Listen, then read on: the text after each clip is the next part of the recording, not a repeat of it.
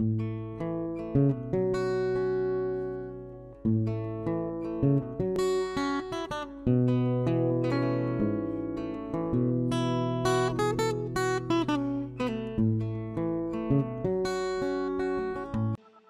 pétrole et le gaz seront ainsi une bénédiction pour le Sénégal parce qu'ils seront exploités pour favoriser concomitamment la diversification économique, pour éviter le syndrome hollandais, la maladie hollandaise, parce que nous n'allons pas délaisser les secteurs qui tiennent l'économie. Au contraire, ces secteurs seront renforcés. Et nous avons mis en place tous les dispositifs d'encadrement pour que ces ressources soient exploitées de manière optimum et dans l'intérêt du Sénégal. Plusieurs pays africains ont souvent perdu parce que lorsqu'il s'agit de passer du développement à la phase de production, où les États doivent participer dans le financement des opérations, qui est un financement coûteux, très lourd. En général, les économies ne permettaient pas de prendre part dans le capital de l'association, ce qui fait que les États, dans la plupart des cas, attendaient simplement la rémunération, les taxes, mais aussi leur part dans la production. La plupart du temps, les États choisissent l'option de ne pas s'engager dans les exploitations, parce qu'il y a un risque qui est inhérent à cela, particulièrement dans les États où les déficits budgétaires, la non-maîtrise des dépenses publiques, où l'inflation peut être des facteurs véritablement bloquants pour ne pas pouvoir envisager ces genres d'opérations, même si par ailleurs il y a d'autres États qui s'engagent dans certaines exploitations avec leurs propres capitaux, avec des emprunts qu'ils font auprès de partenaires. Donc on se retrouve dans un schéma souvent où une compagnie internationale vient exploiter la ressource qui a été découverte ou qui en tout cas est présumée exister dans le pays.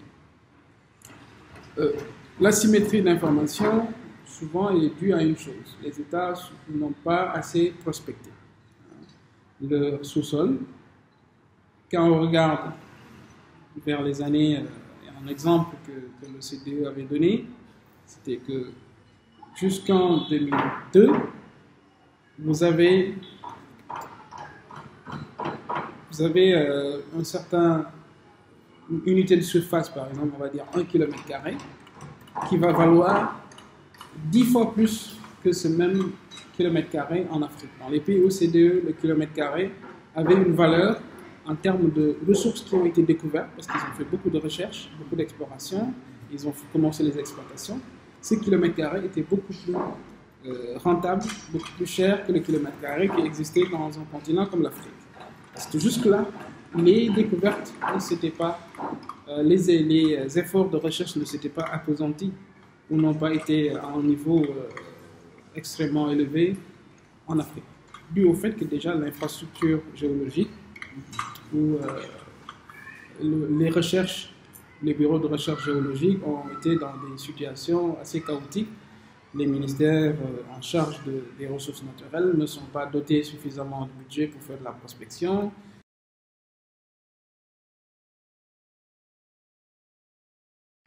Je pense oui qu'il y a une forme d'asymétrie. Maintenant, c'est une asymétrie qui n'est pas secrète ni inconnue.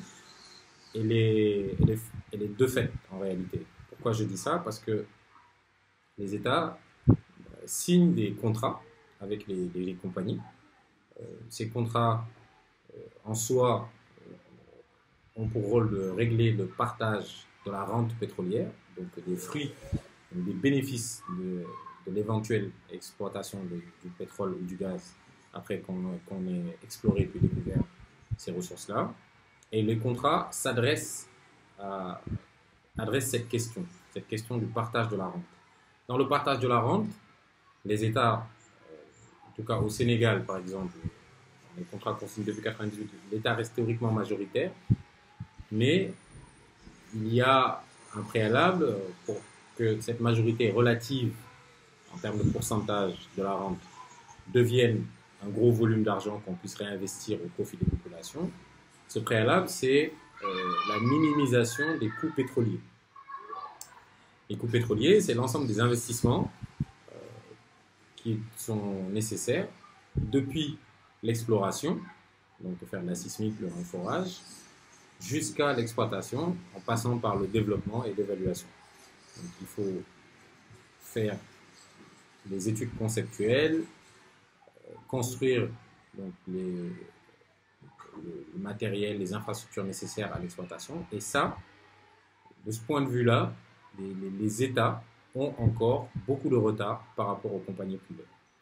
C'est d'ailleurs ce qui explique l'intervention de certaines entités, comme la Banque mondiale, qui au Sénégal a signé avec l'État du Sénégal un protocole d'accord qui a prêté à l'État du Sénégal environ 29-30 millions de dollars pour l'appuyer dans ses projets de négociation pour le gaz, notamment au large de Saint-Louis, mais également pour renforcer ses capacités techniques, en particulier juridiques, afin de réduire ce gap qui peut exister entre les compagnies et leurs batteries d'avocats et de techniciens et nos États. Quand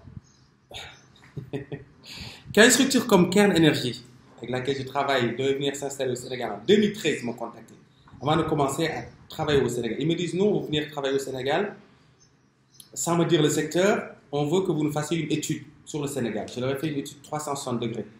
Présentation du Sénégal, histoire politique, organisationnelle, les institutions, les équilibres sociaux, économiques, sociopolitiques, l'environnement politique, l'environnement social, l'environnement économique, l'environnement médiatique, l'environnement religieux, tous les aspects du Sénégal, dans le document assez volumineux. Ensuite, ils m'ont dit, quand je leur ai donné cette étude-là, ils m'ont dit que nous, on est dans le secteur de l'énergie. On va venir travailler au Sénégal, on parle d'investissements très très lourds, de 1 à 2 millions de dollars par jour, sur plusieurs années. Là, j'ai approfondi en faisant un portrait de chaque intervenant, chaque stakeholder du secteur au Sénégal, dans le gouvernement, ceux avec qui ils vont interagir. Ce qui fait que ces gens-là, quand ils sont venus pour s'asseoir avec nos autorités, ils savaient pertinemment avec qui ils s'asseyaient. Quand ils s'asseyaient avec un Sénégalais, ils le connaissaient de A à Z. Déjà, ce savoir-là qu'ils ont, cette connaissance vis-à-vis de l'interlocuteur est un avantage. Ils ont fait cette démarche. Ils prennent un cabinet, ils payent pour savoir pour connaître avec qui ils vont interagir avant de s'asseoir avec cette personne. C'est vrai que nos États n'ont pas les ressources financières pour exploiter les ressources naturelles, mais même il nous manque même des ressources humaines pour pouvoir même négocier convenablement avec les opérateurs, surtout pour ce qui concerne les énergies. Donc c'est des relations inégalitaires et de mon point de vue, c'est très défavorable pour que nous puissions tirer le maximum d'avantages de ces potentialités. Et d'ailleurs, nous, en tant que parlementaires, on avait organisé ici à Dakar le congrès des parlementaires libéraux.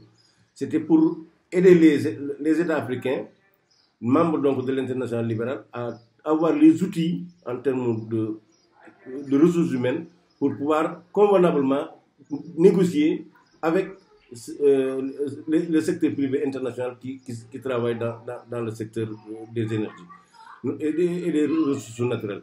Donc en fait, comme je l'ai dit tout à l'heure, c'est des rapports inégalitaires et de mon point de vue, tant que nous n'arrivons pas à résoudre ce problème, les ressources risquent d'être des calamités parce que nous n'en tirerons aucun bénéfice. Moi, j'ai entendu un jour le président Blawad, quand il était au pouvoir, déplorer cette situation-là, en considérant qu'en fait, dans ces négociations-là, nous ne pouvons rien gagner parce qu'en fait, nous ne savons même pas ce dont nous disposons en termes de ressources naturelles. Par exemple, quelqu'un qui ne sait pas combien il dispose sur son propre sol, mais ne peut pas négocier avec celui qui maîtrise ça. Donc, face à des États où, quand on prend par exemple l'exemple du Sénégal, la direction des hydrocarbures du ministère des hydrocarbures comportait au maximum 2 ou 3 ingénieurs géologues qui n'étaient pas parmi les plus expérimentés de leur domaine parce que souvent mis à disposition par Petrosen ou l'ASAR, qui donc était parmi le personnel plus ou moins junior senior, parce que les seniors vrais de cette entreprise aspirent à des rôles de responsabilité dans ces entreprises. En plus, l'indigence des moyens de l'État font qu'il n'y a pas de formation, il n'y a pas de savoir-faire effectif. Et l'État n'a jamais eu d'expérience dans le domaine des hydrocarbures et du pétrole, en tout cas en termes d'exploration réussie et de développement. On peut se dire qu'il y a une asymétrie parce que non seulement du point de vue des rapports de pouvoir, ces multinationales sont plus fortes que nos États du point de vue financier, mais également du point de vue négociation, ils sont capables de se payer les meilleurs experts pour pouvoir négocier à leur place et avoir la part belle, par exemple, liée à un contrat pétrolier ou bien un contrat minier. Donc ça, c'est un problème que nous retrouvons un peu partout parce que si on prend un exemple, je prends juste au Sénégal, où présentement on est en train de décrier l'accord, par exemple, de BP et l'État du Sénégal, de même que l'accord de Total entre l'État du Sénégal, c'est parce qu'il n'y avait pas a priori, par exemple, si on prend l'accord de Total, Total est soutenu par la France. Si Total est soutenu par la France, naturellement que la France soutient le Sénégal sur plusieurs aspects, la France peut faire la pression sur le Sénégal au point que nos États se trouvent affaiblis avant même d'aller en négociation. Et du coup, ça va se répercuter sur la qualité des contrats qui seront forcément signés. C'est pourquoi aujourd'hui, toutes les analyses qui sont faites pour le moment par rapport à l'ensemble des contrats signés au Sénégal, c'est des analyses qui montrent, c'est-à-dire au moins une relation de déséquilibre de pouvoir et vraiment une négociation qui n'a pas été bénéfique pour nos États, qu'on appelle l'évasion et la fraude fiscale. Sur ces aspects-là, les multinationales sont tellement outillées que souvent ils utilisent des techniques comme des techniques liées au prix de transfert, etc. Les achats entre la société mère et la société fille et tout cela. Donc au point que la technique des management fees, tout cela, la technique des frais de siège, pour faire échapper pas mal de recettes fiscales. C'est-à-dire de revenus qui auraient dû être taxés et qui ne seront pas taxés. Donc aujourd'hui, si nos États disposent par exemple de ressources humaines de qualité, formées suffisamment pour pouvoir contrôler tout ce qu'il y a comme évasion fiscale, prix de transfert, etc., on pourra au moins pouvoir contrôler. Mais pour le moment, non, les multinationales sont à des années-lumière par rapport à nos États sur ces aspects-là, sur ces pratiques de fiscalité vraiment qui ne répondent pas aux normes de la fiscalité internationale. L'esprit, du moins, de la fiscalité internationale proprement dit. Ça, c'est un autre aspect. Maintenant, toujours sur le côté fiscal, il y a malheureusement les conventions de double non-imposition, souvent qui sont signées et qui ne favorisent pas nos États. Parce que l'exemple de la convention de l'île Maurice l'a prouvé. L'État du Sénégal a perdu plus de 150 milliards avec cette convention, a rapporté certains journalistes et ainsi de suite. C'est pourquoi l'État du Sénégal présentement a dénoncé cette convention, parce que c'était une convention mal négociée et que les multinationales, pour en profiter, pour faire, par exemple, pour avoir leur siège en île Maurice et essayer d'avoir des filiales ici au Sénégal et pouvoir faire échapper beaucoup d'impôts, par exemple, au fisc sénégalais. Donc, à mon avis, ça également, c'est des choses sur lesquelles il faudrait qu'on revienne sur ça. Parce que c'est des conventions qui sont signées. Non seulement il y a les conventions de double non-imposition, mais également il y a les conventions bilatérales d'investissement.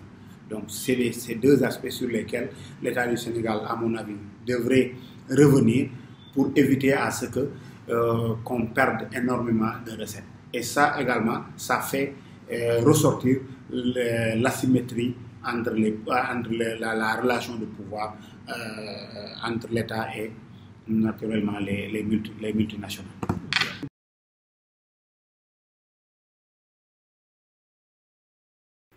Je dois avouer que paradoxalement, le seul soutien que moi j'ai eu en tant que ministre pour pouvoir précisément suivre ce qui me semble être meilleur pour nos États, même si nous, en tant que personne, on ne serait pas là au moment de l'exploitation, c'était la Banque mondiale nous a offert de nous accompagner à travers une ligne de crédit. J'ai séjourné une semaine d'ailleurs à Washington, où nous ont fait rencontrer, soit directement en réunion, avec des ateliers pratiquement durant toute la semaine, soit à travers des téléconférences, parmi les meilleurs cabinets dans les domaines juridiques, financiers, techniques, pour pouvoir nous dire voilà ce qu'il faut faire, voilà ce qu'il faut éviter de faire, voilà les expériences positives ou négatives qu'il y a eu lieu à travers le monde. Et précisément, nous, ce qu'on vous suggérerait, c'est de vous faire assister, aussi bien juridiquement que techniquement, pour valider les concepts de développement qui vous sont proposés, pour certifier les réserves qui vous sont faites, parce que c'est sur la base des réserves qu'on devrait, et de leur nature, de la configuration, qu'on devrait concevoir le programme de production. Et je ne sais pas ce qu'il en est advenu après mon départ du gouvernement, qui est intervenu quelques mois après ces ateliers à Washington. Mais j'étais avec un dialogue continu avec la Banque mondiale, le représentant à Dakar, la directrice des opérations, je pense, à Dakar, pour pouvoir véritablement nous faire accompagner. Des appuis comme ceux de la Banque mondiale sont, je pense, intéressants pour un pays comme le nôtre, parce que même au sein de cette entité-là, de ces entités-là de manière générale, il y a des écoles de pensée. Certains pensent qu'il faut appuyer les pays, d'autres non, etc.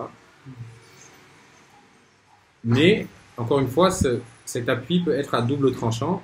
Pourquoi? Parce que en prêtant de l'argent à des États comme les nôtres, une entité comme la Banque mondiale essaie à juste titre de garder un œil sur l'efficacité de l'utilisation de cet argent.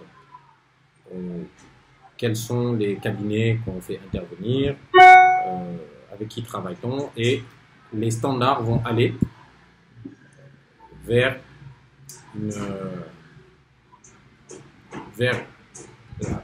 la convocation d'une expertise en général étrangère. Or, les projets pétroliers et gaziers, même s'ils doivent être réglés dans un court laps de temps pour prendre des décisions finales d'investissement, etc., engagent souvent les pays sur 30 ans ou 35 ans d'exploitation. Et donc, s'il y a un projet pétrolier ou gazier dans un pays, il y a une tendance naturelle à développer d'autres activités d'exploration pour découvrir de nouveaux gisements et continuer l'exploration. Alors, moi, je pense que ces institutions internationales sont devenues comme des cabinets de consultance. Donc, en gros, ils ont des budgets et des ressources pour appuyer nos États dans ce type d'affaires, pour les capacités, comme on dit. Mais il faut voir que le budget de fonctionnement consomme 80% des ressources allouées. Donc, ça sert à s'auto-fonctionner, en fait, en gros. Le budget existant permet, eux, à leur staff d'exister, en gros. Il reste que des résidus pour nos États. Parce qu'ils ont besoin de faire des rapports pour dire qu'on a appuyé, etc. Donc oui, il y a peut-être une volonté d'aider, d'appuyer les capacités, mais moi, je les considère comme des cabinets de consultance, comme le mien. Alors que ce n'est pas le rôle, ce n'est pas le secteur privé a priori. Mais aujourd'hui, la réalité du terrain est qu'ils se comportent comme des cabinets de conseil.